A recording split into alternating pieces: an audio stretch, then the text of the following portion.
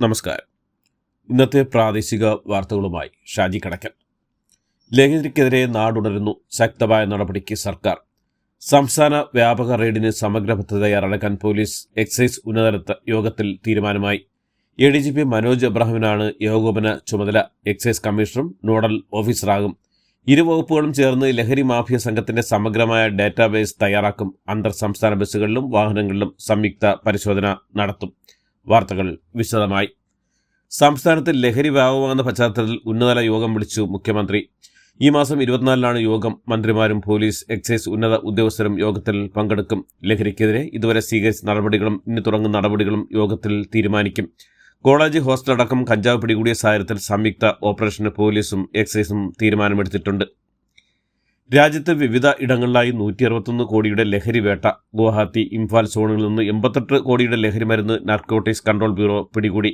അന്താരാഷ്ട്ര ലഹരിക്കടത്ത് സംഘങ്ങൾക്കെതിരെ നടപടി കടുപ്പിക്കുന്നതിന്റെ ഭാഗമായിട്ടാണ് രാജ്യത്തിന്റെ വിവിധയിടങ്ങളിൽ പോലീസ് അടക്കം ഏജൻസികൾ ലഹരിവേട്ട സജീവമാക്കിയിരിക്കുന്നത്.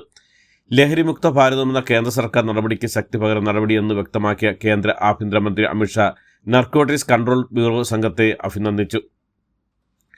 ലഹരി മാഫിയയുടെ പിടിയിൽ നിന്ന് നാടിനെ മോചിപ്പിക്കാനുള്ള പരിശ്രമത്തിന് കൂടുതൽ ശക്തി പകരാൻ പുതിയ സേനാംഗങ്ങൾ കാണുമെന്ന് മുഖ്യമന്ത്രി പിണറായി വിജയൻ. കേരള പോലീസ് അക്കാദമിയിൽ പരിശീലനം പൂർത്തിയാക്കിയ 31B ബാച്ചിലെ 118 സബ് ഇൻസ്പെക്ടർ പരിശീലനാർത്ഥികളുടെ പാസിംഗ് ഔട്ട് പരേഡിന് അഭിവാദ്യം സ്വീകരിച്ച ശേഷം സംസാരിക്കുകയായിരുന്നു മുഖ്യമന്ത്രി. കളമശ്ശേരി പോളിടെക്നിക്കിൽ ലഹരിവേട്ടയുമായി ബന്ധപ്പെട്ട് കേസിൽ ഒരാൾ കൂടി പിടിയിലായി. കളമശ്ശേരി പോളിടെക്നിക്കിലെ 3-ാം വർഷ വിദ്യാർത്ഥിയായ കൊല്ലം സ്വദേശി അൻരാജാണ് പിടിയിലായത്. ശനിയാഴ്ച രാത്രിയാണ് അൻരാജിനെ പിടികൂടിയത്. അൻരാജാണ് ഹോസ്റ്റലിലേക്ക് കഞ്ചാവ് എത്തിച്ചതെന്നാണ് പിടിയിലായ മറ്റ് പ്രതികൾ മൊഴി നൽകിയിരിക്കുന്നത്.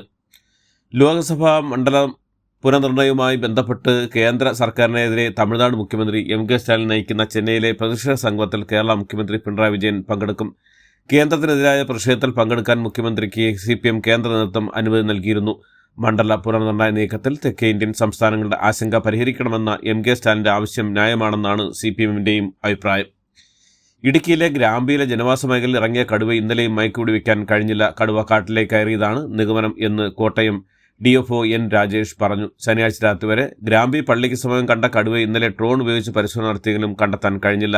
കടുവയ്ക്കായുള്ള തിരച്ചിൽ ഇന്നും തുടരുമെന്നും കടുവയെ കണ്ടാൽ മയക്കുമരുന്ന് വെടിവെക്കാൻ സജ്ജമാണെന്നും കോട്ടയം DFO N രാജേഷ് പറഞ്ഞു.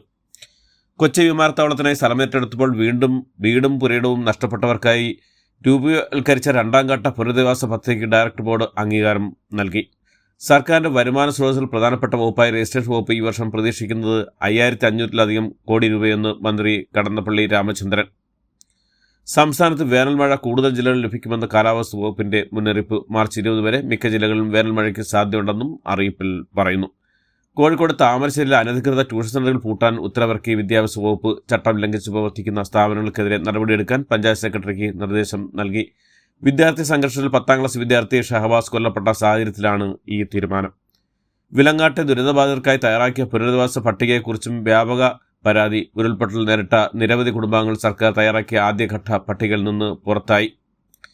അധ്യാപകനെ തരൂ എന്ന മുദ്രാവാക്യമായി കോഴിക്കോട് മെഡിക്കൽ കോളേജിലെ ലാബ് ടെക്നോളജി വിദ്യാർത്ഥികൾ സമരത്തിലേക്ക്. 230 വിദ്യാർത്ഥികൾക്ക് വേണ്ടി 3 അധ്യാപകർ മാത്രമാണ് ആകെയുള്ളത്.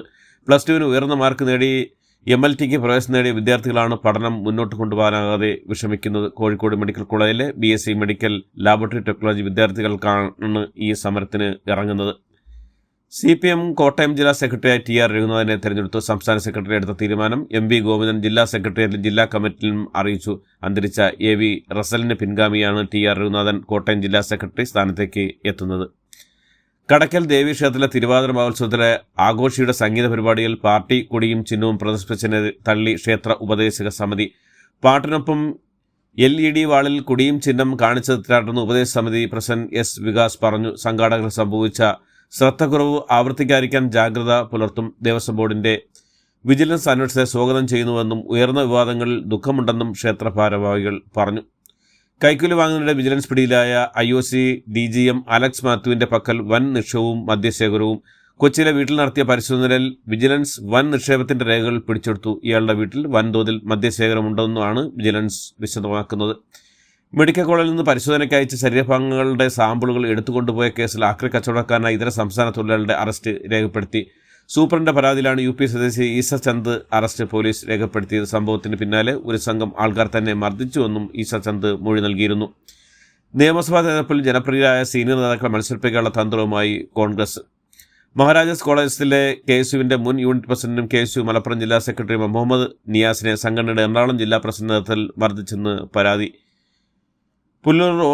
പുനലൂരിൽ റോഡ് മുറിച്ച് നടക്കുകയായിരുന്ന ഡോക്ടർക്ക് യുവാക്കൾ സഞ്ചരിച്ച ഇരുചക്രവാഹനം ഇടിച്ച് ഗുരുതര പരിക്ക്. മുൻ DMOയും നിലവിൽ പുനലൂർ പ്രണവ് ആശുപത്രിയിലെ സീനിയർ ഡോക്ടറുമായ പുഷ്പാങ്കദനാണ് അപകടത്തിൽപ്പെട്ടത്. ഇന്നലെ രാത്രി പുനലൂർ ശ്രീകൃഷ്ണ ക്ഷേത്രത്തിന് സമീപത്ത് വെച്ചായിരുന്നു അപകടം. തലക്കടക്കം പരുക്കേറ്റ ഡോക്ടർ തിരുവനന്തപുരത്തെ സ്വകാര്യ ആശുപത്രി തീവ്ര പരിചരണ വിഭാഗത്തിൽ ചികിത്സയിൽ ആണ്. വ്യാജ LSD കേസിൽ കുറ്റാരോപിതയായ ചാലക്കുടിയിലെ ബ്യൂട്ടി പാർലർ ഉടമ ഷീല സണ്ണി പ്രത്യേക അന്വേഷണ സംഘത്തിന് മൊഴി നൽകി. ഷീല സണ്ണിയെ വ്യാജ കേസിൽ കുടുക്കിയ സംഭവം അന്വേഷിക്കുന്ന പ്രത്യേക സംഘത്തിനാണ് ഇവർ മൊഴി നൽകിയിരിക്കുന്നത്.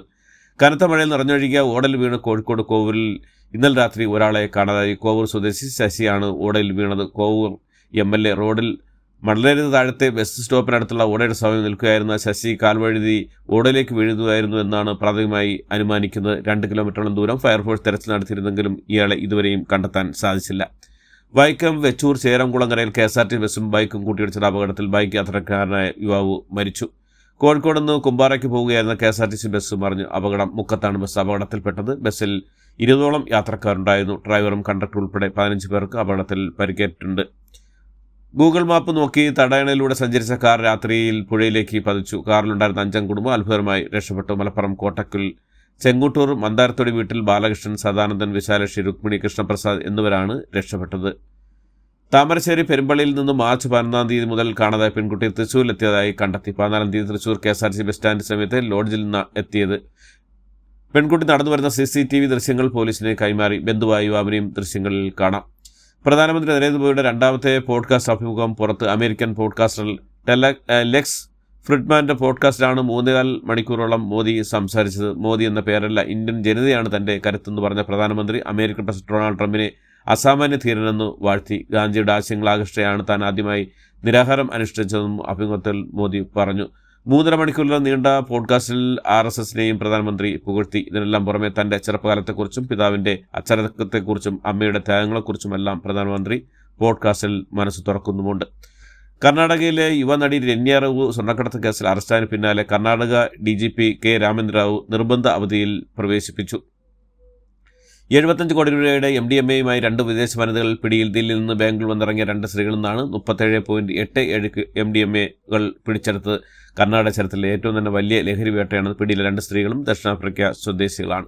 പ്രതിപക്ഷ രാഹുൽ ഗാന്ധി വിയറ്റ്നാമിലേക്കും മറ്റു രാജ്യങ്ങളിലേക്കും വെളിപ്പെടുത്താതെ ഇടയ്ക്കിടെ യാത്ര ചെയ്യുകയും ആരോപണവുമായി BJP.